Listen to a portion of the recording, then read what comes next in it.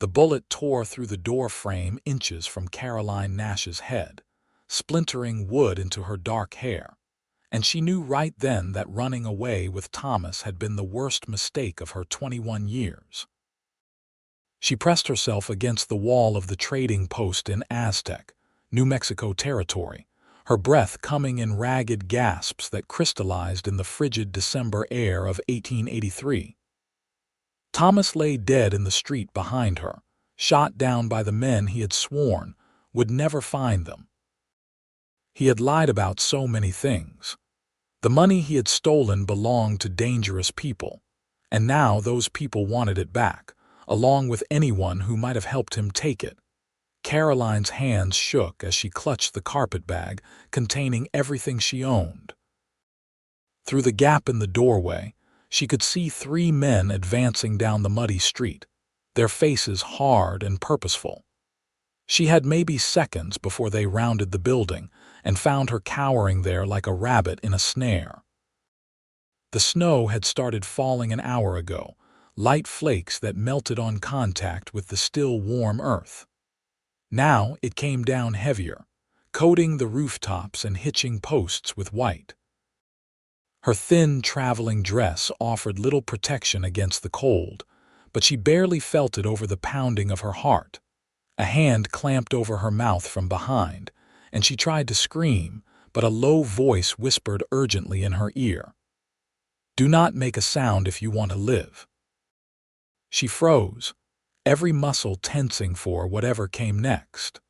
The hand released her slowly, and she turned to see a tall man in a worn leather duster and black hat pulled low over his eyes. He could not have been much older than her, perhaps 24 or 25, with a strong jaw shadowed by several days of stubble and eyes the color of storm clouds. "Those men are looking for someone," he said quietly, his voice carrying a trace of an accent she could not place, something refined beneath the Western drawl. "I assume that someone is you." She nodded, not trusting her voice. "Come with me, now." He did not wait for her answer, just grabbed her wrist and pulled her toward the back of the building. She stumbled after him, her boots sliding in the mud and snow, expecting at any moment to hear shouts or more gunfire. They reached a narrow alley between the trading post and a boarding house, and he pressed her into the shadows, shielding her with his body as the 3 men walked past the opening. She held her breath, certain they would hear her heart hammering against her ribs. The cowboy stood perfectly still, one hand resting on the revolver at his hip, watching the men with the focused intensity of a hawk. After they passed, he waited another full minute before moving. "My horse is 2 buildings down. Can you ride?" "Yes," she whispered. "Then we leave now, before they circle back."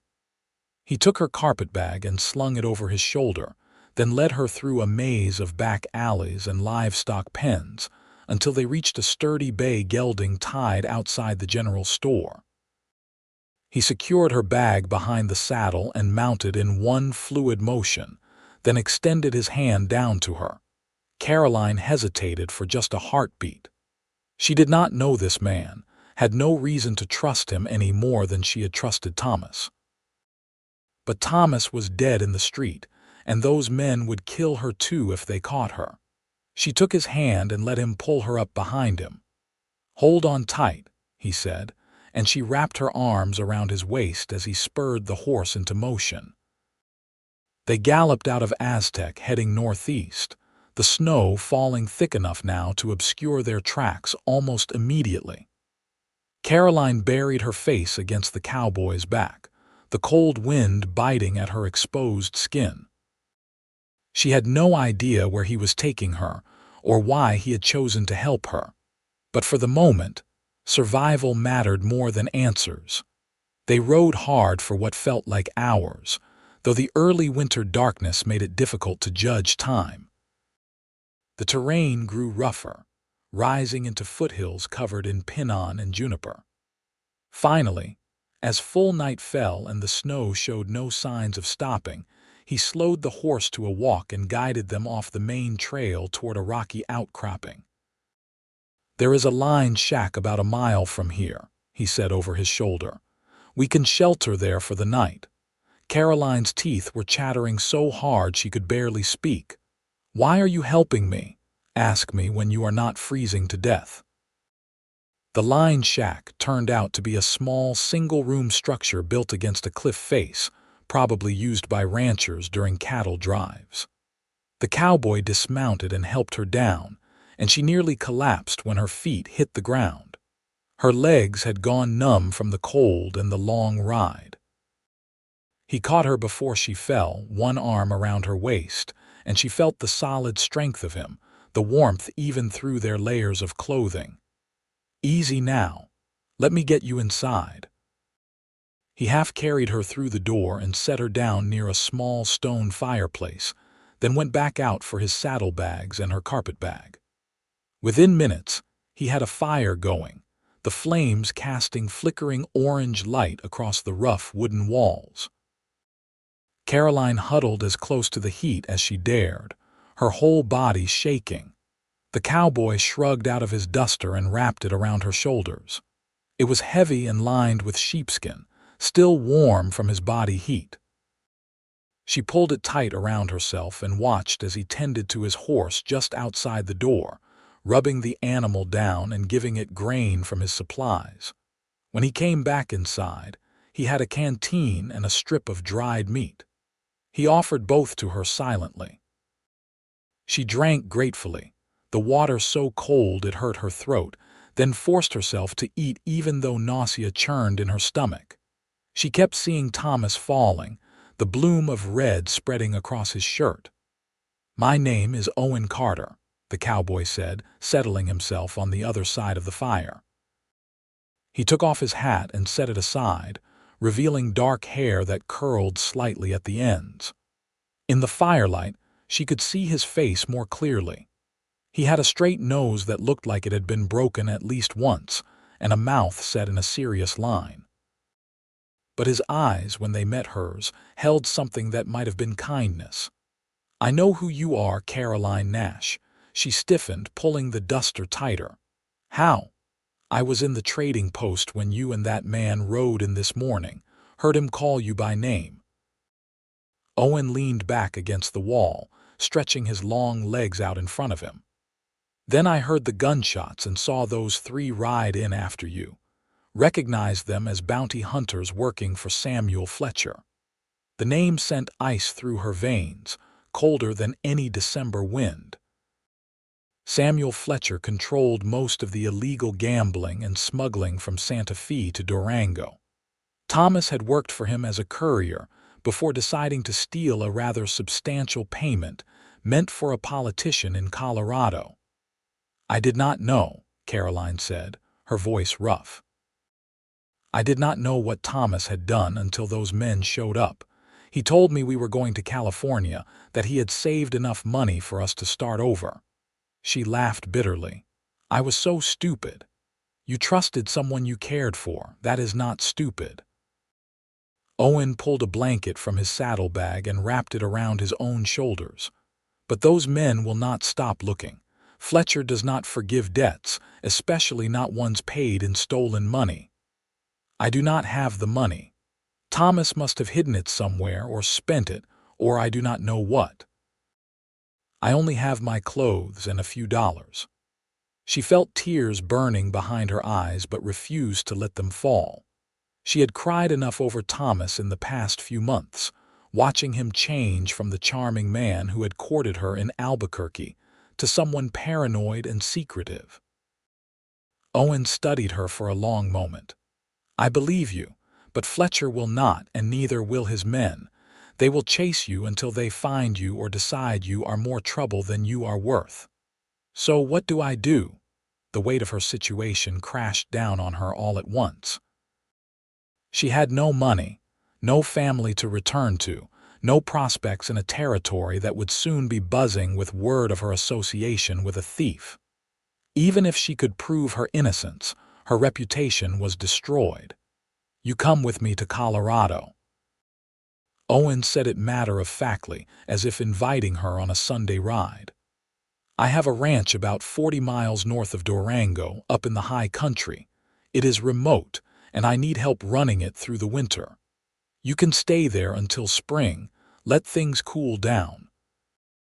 By then Fletcher will have moved on to other concerns, and you can decide what you want to do next." Caroline stared at him. "You are offering me a job. You do not even know me." "I know you did not shoot at me in Aztec, which is more than I can say for most people I have met recently." A hint of dry humor touched his voice. "And I know you can ride. If you can cook and are not afraid of hard work, that is all I need to know for now." "Why would you do this? Take such a risk for a stranger?" Owen was quiet for a moment, his gaze distant. "5 years ago, someone helped me when I had nowhere to go. Maybe I am just returning the favor." He looked back at her. "Or maybe I am tired of spending winters alone in the mountains talking to my cattle. Either way, the offer stands. You can come with me. Or at dawn I will give you enough supplies to reach the railroad in Durango, and you can take your chances on your own." Caroline pulled the duster closer, breathing in the scent of leather and wood smoke and something else, something that was just him. Every instinct told her she should not trust another man so quickly after Thomas's betrayal. But those same instincts had failed her spectacularly already, and at least Owen had been honest about the danger she faced. "I can cook," she said finally, "and I am not afraid of hard work. My father ran a dry goods store, and I kept his books and managed inventory until he died 2 years ago. Then we have an agreement." Owen held out his hand across the fire. She reached out and shook it, his palm warm and calloused against hers. His grip was firm but careful, and he released her hand quickly, as if aware of the impropriety. "Get some rest. We ride at first light." Caroline lay down near the fire, using her carpetbag as a pillow, and watched the flames dance while Owen took the first watch by the door. The wind howled outside, driving snow against the walls, but inside the small shack she felt warmer than she had in months. Not just from the fire, but from the simple fact that someone had chosen to help her without asking for anything in return. She must have dozed off despite everything, because when she woke, the fire had burned low and Owen was adding more wood to it. Gray light filtered through the cracks in the door, and the wind had died down to occasional gusts. "How are you feeling?" he asked, noticing her stirring. "Like I was thrown from a horse and dragged halfway across the territory." She sat up slowly, her muscles stiff and aching, but the bone-deep cold had faded, and her mind felt clearer than it had since the shooting. Owen handed her a tin cup filled with coffee so strong she could almost stand a spoon in it. "Drink this. We have about 6 hours of riding ahead of us, and the snow is going to make it slow going." They ate a quick breakfast of hardtack and more dried meat, then packed up and headed out into a world transformed by snow. At least 6 inches had fallen overnight, covering everything in pristine white that sparkled in the weak morning sun. The horse's breath came in great plumes of steam as Owen helped Caroline mount behind him again. As they rode north, following narrow trails that climbed steadily higher into the mountains, Caroline found herself studying the man in front of her. He sat his horse with the easy grace of someone who had spent most of his life in the saddle, and he seemed to know every turn and landmark, even with the snow obscuring the trail. He did not talk much, but occasionally he would point out something of interest or warning, a frozen stream they had to cross carefully, or a deadfall blocking the path that required them to detour. Around midday, they stopped to rest the horse and eat. They had reached a high ridge that offered a view back the way they had come, miles of snow-covered wilderness broken only by dark stands of pine, and the occasional plume of smoke from a distant homestead. "You think they are still following us?" Caroline asked, scanning the white expanse. Owen shook his head. Not in this weather. They will wait in Aztec for the snow to stop and the trails to clear. We have maybe 2 days before they can pick up our trail again, and by then we will be on my land. Fletcher's men are bold, but they are not stupid enough to start a war over stolen money that is probably already spent. You keep talking about your ranch, but you do not look much older than me. How did you come to own land in Colorado? He was quiet for so long she thought he would not answer. Finally he said, "My father was a rancher in Texas, but he lost everything in the war and died when I was 16. I worked as a hired hand for a few years, saved every penny, and eventually found an old trapper willing to sell me his claim up here. It is not much, maybe 300 acres of grazing land and a small cabin, but it is mine. No one can take it away." There was something in his voice when he said that last part, a fierce pride mixed with old pain. Caroline understood that feeling. Her father's store had been all they had after her mother died, and then creditors had taken even that when his heart gave out. She had been left with nothing, which was how she ended up vulnerable to Thomas's promises of a better life. "I understand," she said quietly. "About needing something that belongs to you." Owen looked at her then, really looked at her, and something passed between them, a recognition of shared experience. He nodded once and stood. "We should keep moving. I want to reach the ranch before dark." The afternoon passed in steady climbing, the trail growing narrower and more treacherous.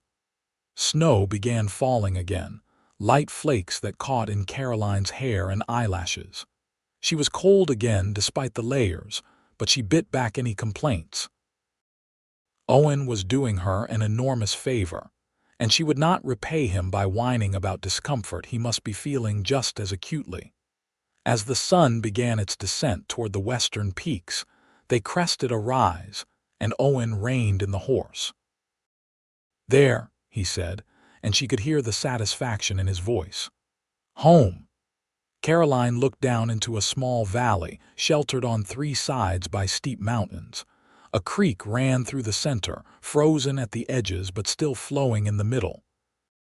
Near the creek stood a log cabin with a stone chimney, smoke already rising from it, which confused her until she saw a second figure moving near a small barn. "That is my neighbor, Marcus Webb. He watches the place when I am gone, which is more often than I would like lately." Owen guided the horse down the slope. "Fair warning, he is going to ask a lot of questions." Marcus Webb turned out to be a grizzled man in his 50s with a gray beard and sharp blue eyes that missed nothing. He took in Caroline's presence behind Owen with raised eyebrows but had the courtesy not to comment immediately. "Wondered if you would make it back before the pass closed," Marcus said, helping Owen unsaddle the horse. "Weather came in fast." "Fast enough," Owen agreed. He took Caroline's carpet bag and handed it to her, then turned to Marcus. "This is Caroline Nash. She will be staying through the winter helping me run the place. Caroline, Marcus has the next ranch over about 5 miles east." Marcus tipped his hat to her. "Madam, welcome to the high country. It is not much, but it is peaceful." "Thank you, Mr. Webb. I appreciate the welcome." Caroline tried not to shiver too obviously. Marcus looked at Owen with a knowing expression. "I got the fire going and brought over some stew. Figure you would be hungry and tired. I will head back to my place now and let you get settled." After Marcus left, leading his own horse through the deepening snow, Owen showed Caroline into the cabin. It was larger than she had expected. One main room with a kitchen area at one end and a sleeping area at the other, plus a small loft accessible by a ladder. The furniture was simple but well made, and everything was surprisingly neat for a bachelor's home. "You take the loft," Owen said, setting her bag at the foot of the ladder. "I will sleep down here by the fire. There are extra blankets in the trunk, and the stew Marcus mentioned is in the pot over the fire." Caroline climbed the ladder and found a small but comfortable space under the eaves, with a real mattress on a wooden frame and a window that looked out over the valley. It was more privacy than she had expected, and she felt a rush of gratitude toward this quiet man who had saved her life and was now offering her sanctuary without asking for anything inappropriate in return.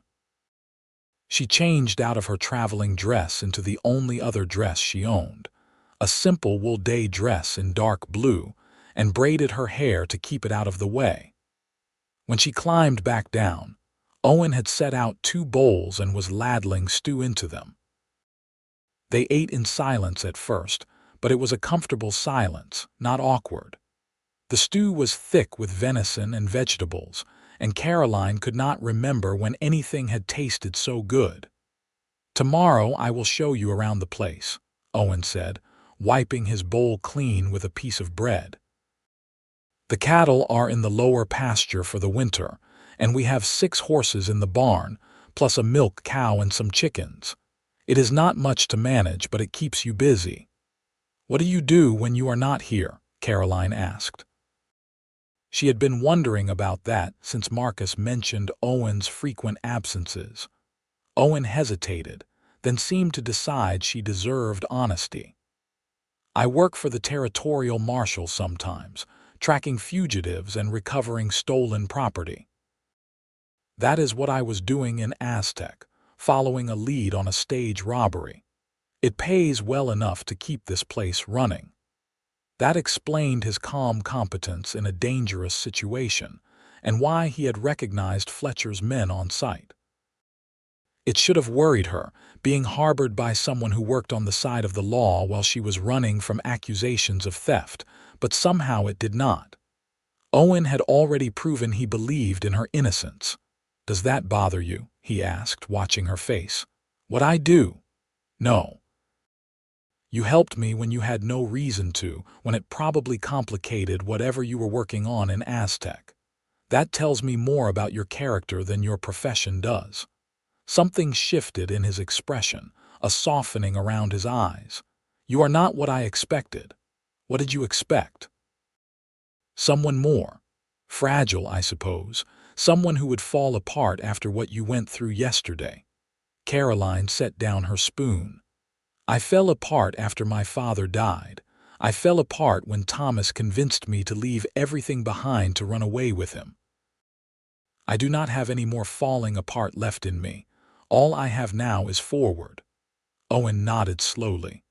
"Forward is a good direction." They cleaned up together, and Caroline insisted on washing the dishes while Owen brought in more firewood and checked the animals one last time. By the time he came back inside, stamping snow from his boots, she had tidied the kitchen and was warming her hands by the fire. "You should get some rest," he said, hanging his coat on a peg by the door. "Tomorrow will be a long day, getting you familiar with everything." Caroline climbed to the loft and burrowed under the heavy quilts, listening to Owen move around below. She heard him banking the fire, the rustle of blankets as he made up his own bed on the floor. Through the small window she could see stars emerging between clouds, brilliant against the black sky. She should have been terrified, alone in the wilderness with a man she barely knew, her life in ruins behind her. But instead she felt something she had not felt in months, maybe years. She felt safe. The days that followed fell into a rhythm that Caroline found surprisingly comforting. Owen woke before dawn to tend the animals, and she would have breakfast ready when he came back inside, stamping snow from his boots. After eating, he would take her around the property, teaching her the routines that kept the ranch running. She learned to milk the cow, a placid beast named Rosie who tolerated Caroline's initially clumsy attempts with bovine patience. She learned to gather eggs from the chickens, who were much less patient and pecked at her hands until she figured out the right technique. She learned to recognize the signs that the horses needed water or grain, and which parts of the pasture fence needed regular checking for damage. Owen was a patient teacher.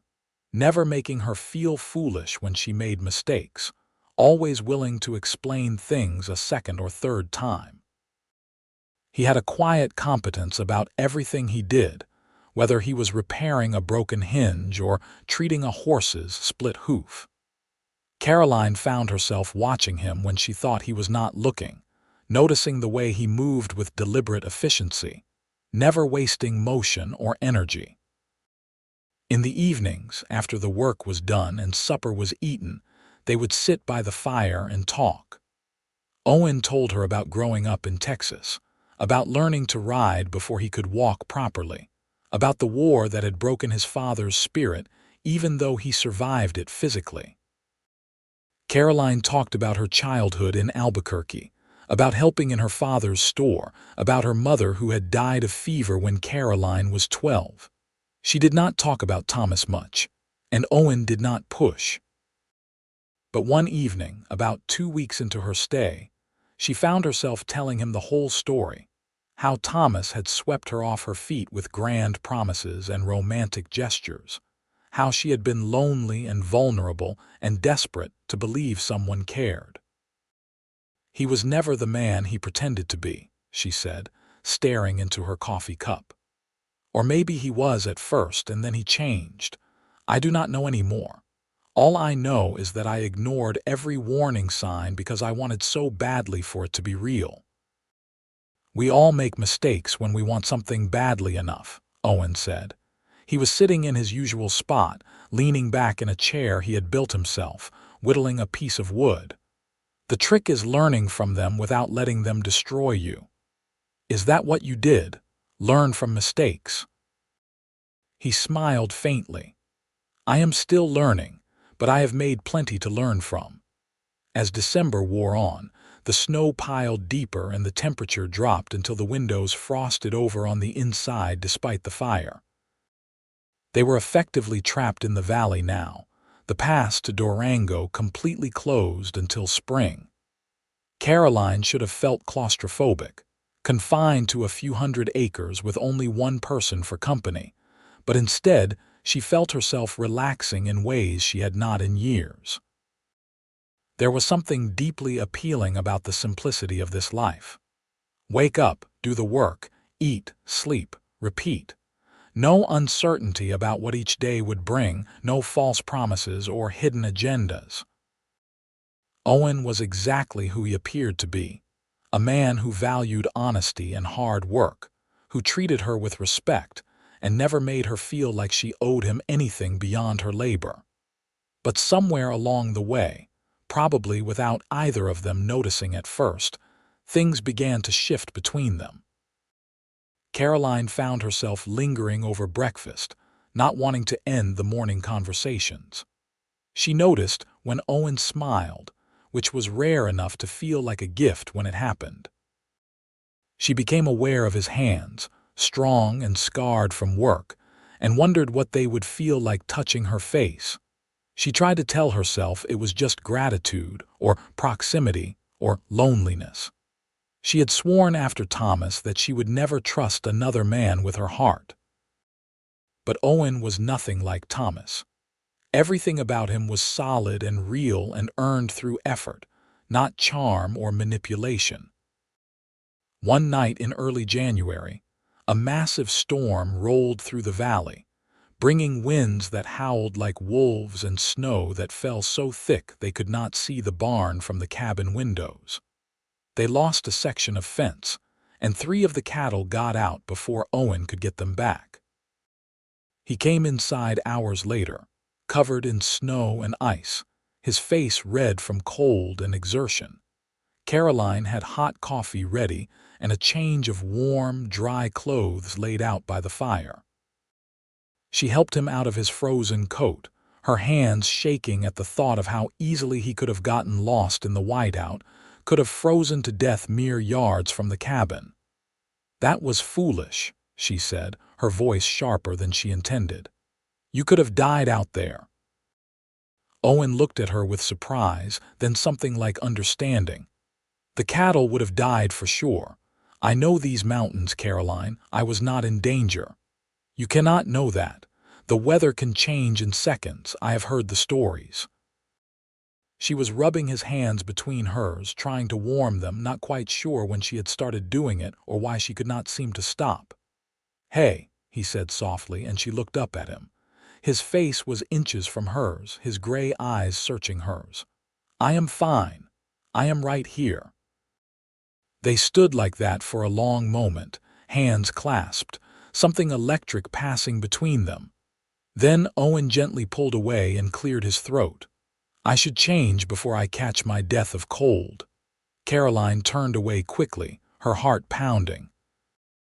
She busied herself stirring the soup she had made for supper, trying to calm her racing thoughts. This was a mistake. She barely knew him. She was still recovering from the disaster with Thomas. She had no business developing feelings for another man, especially one who had saved her life and given her shelter. The power dynamic was all wrong. But her heart apparently had not received that very logical message, because when Owen came back downstairs wearing dry clothes and sat in his chair by the fire, she felt a rush of warmth that had nothing to do with the flames. They ate supper mostly in silence, the storm still raging outside. After they cleaned up, Caroline excused herself to the loft early, claiming tiredness. She lay in bed listening to the wind and thinking about the moment by the fire, the way Owen had looked at her like he was seeing something that mattered.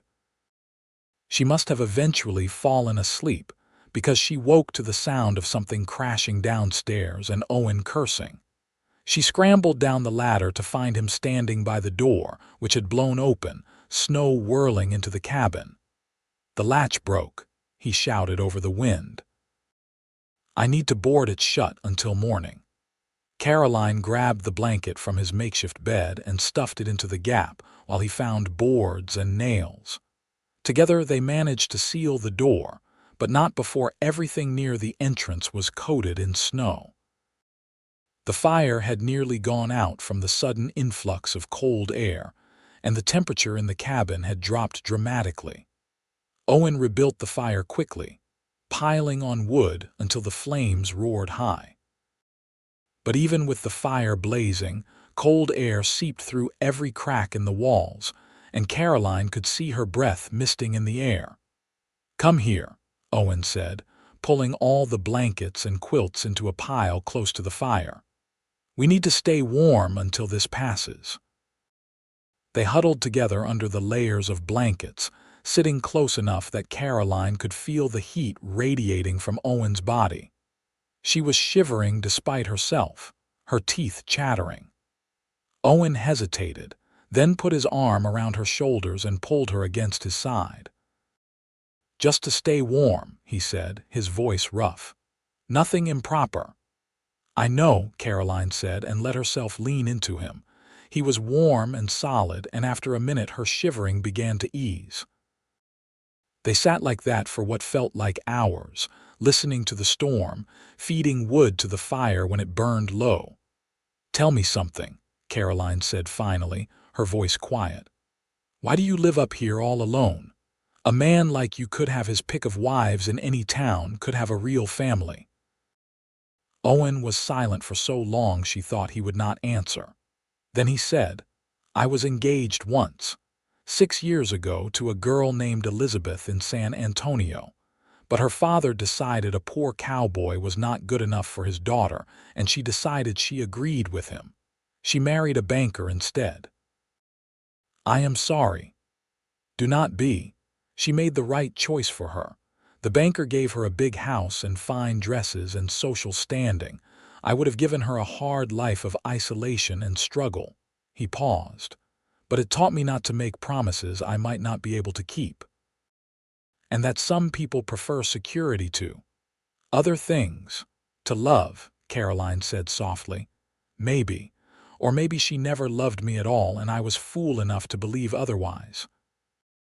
Caroline thought about that, about all the ways people could fool themselves and each other when it came to matters of the heart. "Thomas told me he loved me," she said. "Right up until the day we ran, he kept saying it. But love does not steal and lie and put the person you claim to care about in danger. Whatever he felt, it was not love. Owen's arm tightened around her. No, it was not. They fell quiet again, but it was not uncomfortable. Despite everything, despite the storm and the cold and the uncertain future, Caroline felt content in a way she had never experienced before. This was not the breathless excitement she had felt with Thomas in the beginning, all passion and promises. This was something steadier, deeper. This felt like trust. "I think I am starting to understand what love actually is," she said, so quietly she was not sure he would hear over the wind. "It is this: someone staying awake to keep the fire going so you do not freeze. Someone teaching you how to live in their world without making you feel useless.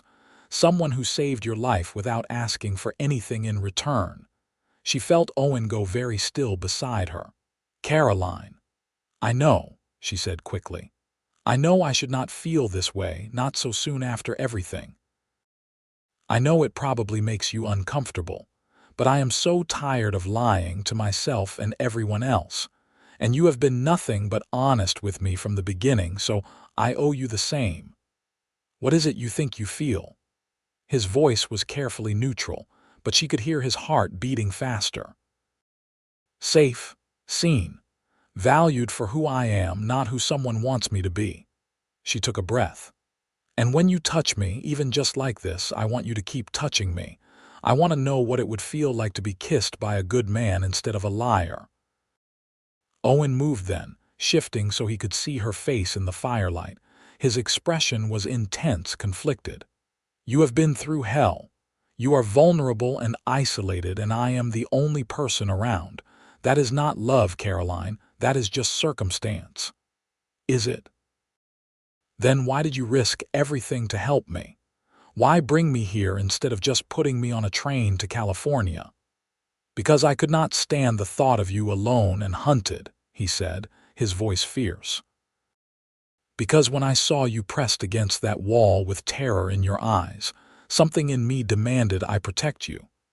Because every day since, I have had to remind myself that you are healing from betrayal, and I have no right to want you the way I do." Caroline's breath caught. "The way you do. The way I have almost from the beginning." He reached up and touched her face, his calloused fingers gentle against her cheek. "But that does not mean acting on it is the right thing. You need time, Caroline, time to figure out who you are without fear or lies clouding everything. You need to be sure. I am sure that I feel more alive when you look at me than I have in years. I am sure that I trust you in ways I have never trusted anyone." She covered his hand with hers, holding it against her face. "And I am sure that if you want to kiss me, I want that too. But if you are not ready, if you think it is too soon, I will wait. I can be patient." Owen made a sound that was half laugh, half groan. "I am not made of stone, woman. If you keep looking at me like that, patient is the last thing I will be." "Then do not be patient. Be honest. Do you want this?" "Do you want me?" For an answer, Owen leaned in and kissed her, and it was nothing like kissing Thomas had been. There was no performance to it, no practiced smoothness. It was raw and real and searching, a question and an answer all at once. Caroline kissed him back with everything in her, one hand fisting in his shirt, the other sliding into his hair. They broke apart after a long moment, both breathing hard. Owen rested his forehead against hers. "I want you," he said, his voice rough. "But I will not rush you. We do this right, Caroline. No secrets, no regrets." "No regrets," she agreed. "And no looking back." He smiled at that, really smiled, and it transformed his whole face. No looking back. The storm raged on through the night, but they barely noticed, wrapped in each other's arms by the fire. They talked and kissed and simply held each other, exploring this new territory between them with the same care Owen had shown teaching her about the ranch. When morning finally came, pale light filtering through the snow-covered windows, they unboarded the door to find the world transformed. The storm had passed, leaving behind snowdrifts that reached halfway up the cabin walls and a silence so profound it seemed to ring in their ears. "That will take days to dig out from," Owen said, surveying the landscape, but he did not sound particularly concerned. He turned to Caroline, who was standing beside him wrapped in a quilt, her hair loose around her shoulders, and pulled her close. "Guess we are stuck here together for a while longer." "What a hardship," Caroline said, and kissed him again. They spent the next 3 days digging out paths to the barn and the woodpile, checking on the animals, and making sure everything had survived the storm intact. One of the chickens had succumbed to the cold despite their best efforts, but the other animals were fine, if restless from being confined. In the evenings, after the work was done, they sat by the fire and talked about the future. Owen wanted to expand the ranch eventually, buy more land and build up his herd. Caroline talked about maybe starting a small business, using her skills with numbers and organization to help other ranchers with their books. They were tentative plans, acknowledging that they were still figuring each other out, but it felt good to imagine a future that included both of them. "What about your work with the marshal?" Caroline asked one night. "Will you go back to that?" Owen considered. "Maybe occasionally, if there is a case near enough that I do not have to leave for weeks at a time. But I am thinking it is time to focus on building something here. The tracking work was a means to an end, not what I really want to do with my life." "And what do you really want to do?" He looked at her, his gray eyes serious. "Build a home. With someone who wants to build it with me." Caroline's heart squeezed. "That sounds like a very good plan." By late January, the worst of the winter weather had passed and they settled into a comfortable routine. Owen began teaching her to shoot, setting up targets behind the barn and showing her how to hold and aim a rifle. She was a terrible shot at first, but she improved with practice, and there was something empowering about learning to protect herself. Marcus came by one afternoon in early February, riding over to check on them and bring news from Durango, which he had visited the week before. He took in the easy way Caroline and Owen moved around each other, the casual touches and shared glances, and looked satisfied. "Good to see you both doing well," he said, accepting a cup of coffee. "I heard some interesting talk in town. Seems Samuel Fletcher got arrested in Santa Fe last month, along with most of his operation. Some territorial marshal task force had been building a case for over a year." Owen and Caroline exchanged glances. "What about his men?" Owen asked. "The ones working for him, scattered to the wind most likely. Without Fletcher backing them, they are just guns for hire with no employer and no cause." Marcus looked at Caroline. "Meaning you are probably safe if anyone was still looking." "Which I doubt they were after the first heavy snow." After Marcus left, Caroline felt a weight lift that she had not fully realized she was carrying. The threat that had chased her from Aztec was gone. She was free to leave the mountain, go anywhere she wanted. Owen must have realized it too, because he was quieter than usual that evening, poking at the fire and avoiding her eyes. "You know I am not going anywhere, right?" Caroline said finally. He looked up. "You do not have to stay. You are not trapped here anymore. I know. That is not why I am staying." She knelt beside his chair and took his hands in hers. "I am staying because this is where I want to be. With you. But if you want me to go, if this has been too much too fast, I will understand. Want you to go." Owen pulled her up into his lap, wrapping his arms around her. "I have been terrified you would leave the moment you could, that you would realize you only stayed because you had no choice. Owen Carter, you can be remarkably dense for a smart man." Caroline cupped his face in her hands. "I love you.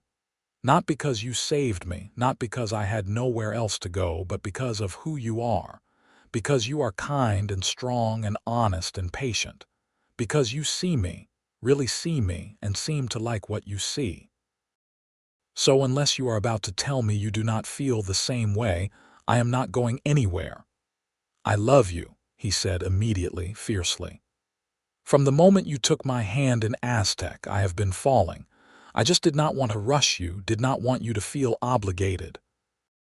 The only thing I feel obligated to do is kiss you senseless right now. I can live with that obligation.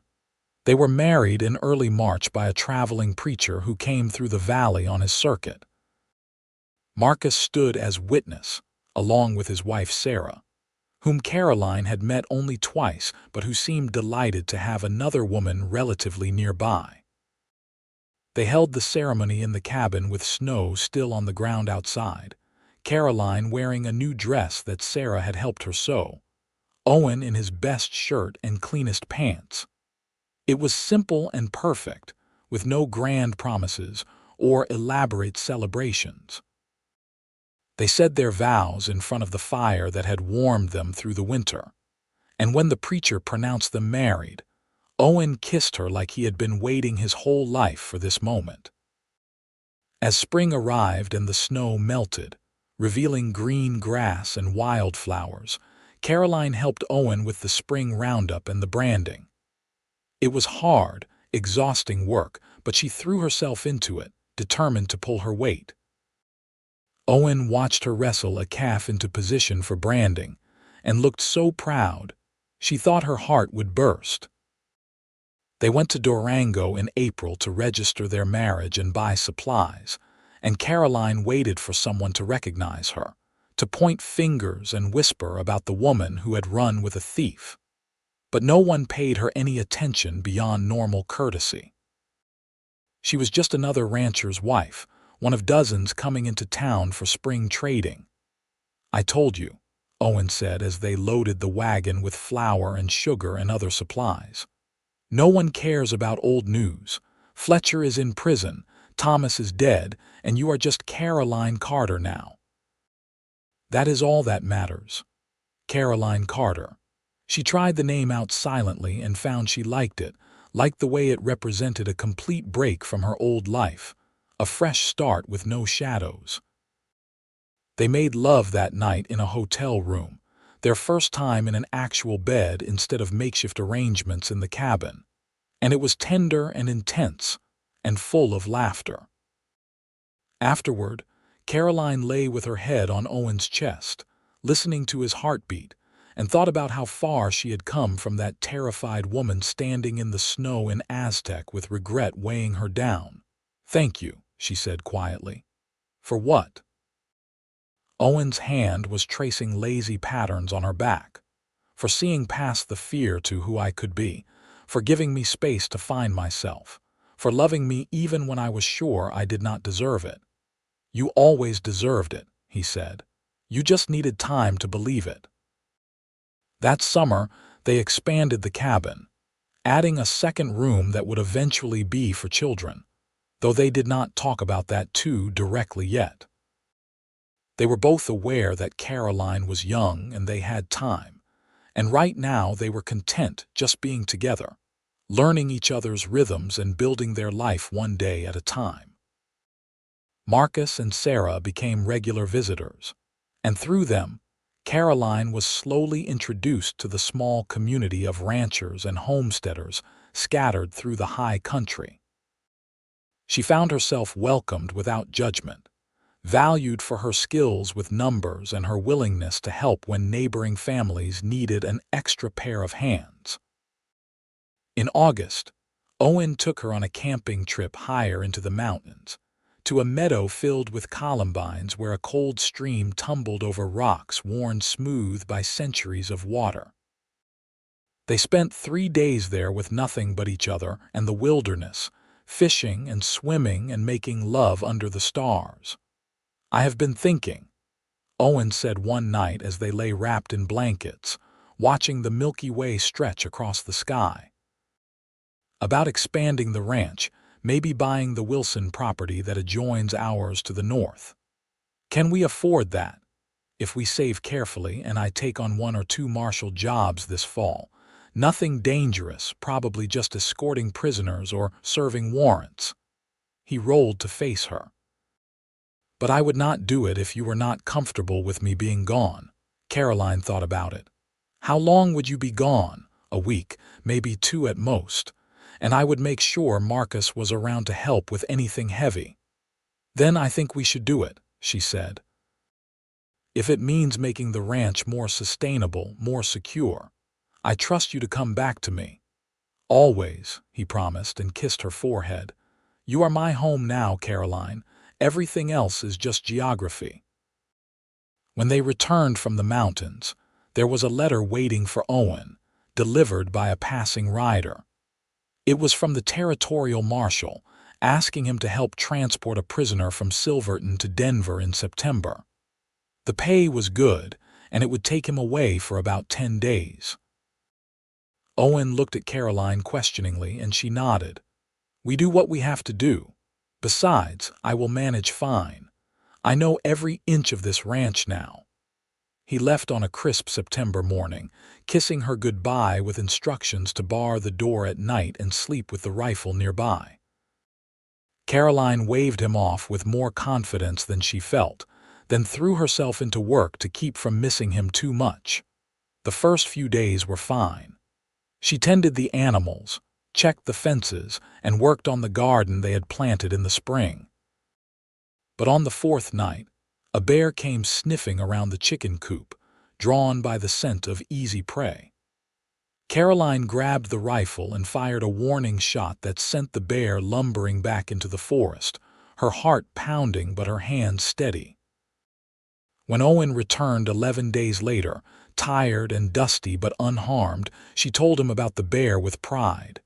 He listened, then pulled her into his arms and held her tight. I knew you would be fine, he said. You are tougher than you think. I learned from the best. They used the money from the job to make a down payment on the Wilson property, doubling the size of their ranch. It meant more work, but it also meant more security, a buffer against hard times.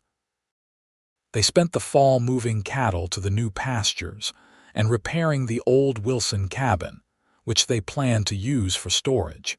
In November, Caroline realized her monthly courses were late. She waited another week before saying anything to Owen, afraid to hope, but when they still did not come, she finally told him. I think I might be pregnant, she said one morning over breakfast. Owen went very still, his coffee cup halfway to his mouth. Might be, I am late. And I have been feeling sick in the mornings. She watched his face anxiously, trying to read his reaction. They had not explicitly discussed children beyond the vague someday, and she suddenly worried he was not ready. Then he set down his cup and came around the table to kneel in front of her chair, taking her hands in his. Are you happy about it? I think so. I am terrified, but yes, happy. Are you? I am delighted, he said, and the joy in his voice erased her fears. Terrified too, but mostly delighted. He pressed his hand to her still flat stomach. Hello in there, little one. Your mother and I are very pleased to meet you. The winter passed slowly as Caroline's belly grew, and Owen fussed over her constantly, worried she was doing too much. She finally had to put her foot down and insist she was pregnant, not made of glass, and could still milk the cow and gather eggs. Marcus and Sarah were excited by the news, Sarah especially, who had raised 4 children and had plenty of advice to offer. Caroline found herself grateful for Sarah's practical wisdom and calm demeanor as the months progressed, and childbirth loomed closer. The baby came in early June, on a warm morning with sunlight streaming through the windows. Sarah attended the birth while Owen paced outside like a caged mountain lion, and Marcus sat with him, probably preventing him from bursting through the door every 5 minutes. When it was finally over and Sarah called him in, Owen took one look at Caroline, exhausted but smiling in the bed with a tiny bundle in her arms, and got tears in his eyes. A boy, Caroline said softly. We have a son. Owen sat carefully on the edge of the bed and touched the baby's downy dark hair with one gentle finger. "He is perfect. You are perfect." He kissed her forehead. "Thank you." They named him James, after Owen's father, and he was a healthy, hungry baby who seemed to have inherited his father's serious demeanor and his mother's determination. Watching Owen with their son, so patient and tender despite his rough exterior, Caroline fell in love with him all over again. The years that followed were not easy, but they were good. They had another child 2 years later, a daughter they named Rose after the milk cow that had been such a steady presence in Caroline's early days on the ranch. Rose was followed by another boy, Henry, 3 years after that. The ranch grew and prospered. They bought more land, expanded the herd, and built a larger house to accommodate their growing family. Owen stopped taking martial jobs entirely, focusing all his energy on the ranch and his children. Caroline kept the books and managed the household with the same efficiency she had once applied to her father's store. On winter evenings, when the children were finally asleep and the house was quiet, Owen and Caroline would sit by the fire and talk about everything and nothing, hands clasped, completely comfortable in the life they had built together. "You ever regret it?" Caroline asked one such evening, 20 years after that snowy day in Aztec. Taking on a stranger with so much baggage, Owen looked at her like she had lost her mind. "Not even for a second. You are the best decision I ever made." "I was not a decision. I was a desperate woman you took pity on." "You were a chance I took, and it paid off better than I ever could have imagined." He pulled her closer. "Besides, I seem to remember you made a choice too, to trust me to stay to build this life. That took as much courage as anything I did." Caroline thought back to that moment in the snow, how she had stood outside the trading post with Thomas's blood in the street and regret threatening to drown her. She thought about Owen's hand reaching down from his horse, offering salvation without asking for anything in return. She thought about his words that first morning after the storm, urging her not to look back but to move forward. "No looking back," she murmured. "What is that?" "Something you said to me once, about moving forward, not dwelling on the past." She looked at him, this man who had saved her in every way that mattered. "Best advice anyone ever gave me." Owen smiled and kissed her, slow and sweet and full of the love that had sustained them through 2 decades of joy and hardship. "I am a pretty smart man." "Most of the time," Caroline agreed, laughing. Their children grew up strong and capable, raised on stories of hard work and second chances. James took over the ranch eventually, building it into one of the most successful operations in the territory. Rose married a teacher and moved to Denver, where she opened a bookshop. Henry became a veterinarian, the first in the family to attend university. Owen and Caroline grew old together in the cabin that had sheltered them that first winter, watching grandchildren play in the meadow where they had once camped under the stars. They took long walks even when their joints ached, sat on the porch in the evenings watching the sun set behind the mountains, and never once took for granted the gift they had been given. On a warm spring morning in 1923, 40 years after that snowy day in Aztec, Caroline stood in that same meadow full of columbines and watched Owen throw a stick for their grandson's dog. He was 73 now, his hair completely white, his face weathered by decades of sun and wind. But his eyes were still the same storm gray, still looked at her with that mixture of love and wonder that had never quite faded. He caught her watching and smiled, walking over to slip his arm around her waist. "What are you thinking about? How grateful I am that you were in that trading post. How different my life would have been if you had not chosen to help me." "I think we were meant to find each other," Owen said. "One way or another we would have ended up right here." "You think so?" I know so. Some things are just meant to be. They stood together in the meadow, surrounded by wildflowers and mountains, and the legacy they had built from nothing but determination and love. Caroline thought about that terrified girl standing in the snow with regret, and marveled at the distance between that moment and this one. Owen had been right. Moving forward, refusing to let the past define her, had been the answer all along. She had found love, real love, the kind that sustained and strengthened rather than diminished. She had found home, not just a place but a person, someone who chose her every day just as she chose him. No looking back, she said, echoing those words from so long ago. Owen pulled her closer, resting his chin on top of her head. No looking back, he agreed. Only forward, always forward together. And there in the high country meadow, with the sun warm on their faces and a lifetime of memories between them, that was exactly what they did.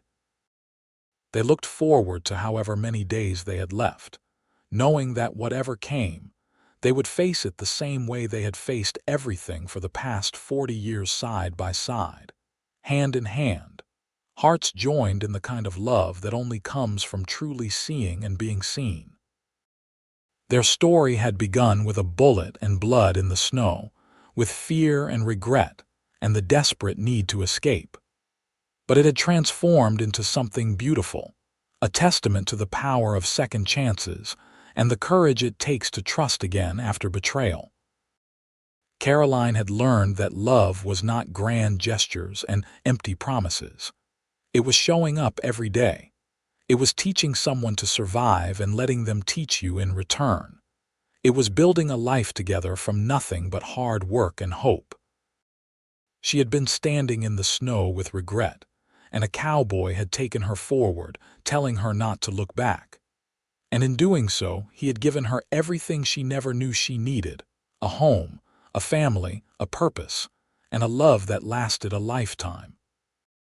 Years later, after both Owen and Caroline had passed peacefully in their sleep within months of each other, their children found a letter Caroline had written, tucked away in the family Bible. It was addressed to them but clearly meant for anyone who might need to hear it. "We all make mistakes," the letter said in Caroline's careful handwriting. "We all have moments we regret, choices we wish we could take back, but those moments do not define us unless we let them. Your father taught me that. He showed me that the bravest thing you can do is keep moving forward, even when you are scared, even when the path ahead is unclear. He showed me that love is not about perfection, but about choosing each other even when things are hard, maybe especially then. If you take nothing else from our story, take this. It is never too late to start over. It is never too late to trust again, to love again, to build something meaningful from the ashes of what came before. Do not let fear or regret keep you from the life you deserve." And when someone offers you their hand, whether literally or figuratively, have the courage to take it. You never know where it might lead. Your father saved my life that day in Aztec, but more than that, he saved me. He saw past the fear and the mistakes to the person I could become. And then he loved that person, steadily and truly for 40 wonderful years. I hope you all find someone who sees you that clearly, who loves you that completely. And I hope you have the courage to let them. No looking back, only forward, always forward. The letter was framed and hung in the main house of the Carter Ranch, where it remained for generations. A reminder of where the family came from, and the love that had built their legacy. And every time someone read it, they remembered the story of the woman standing in the snow with regret, and the cowboy who took her forward, and the beautiful life they built together when they chose to stop looking back.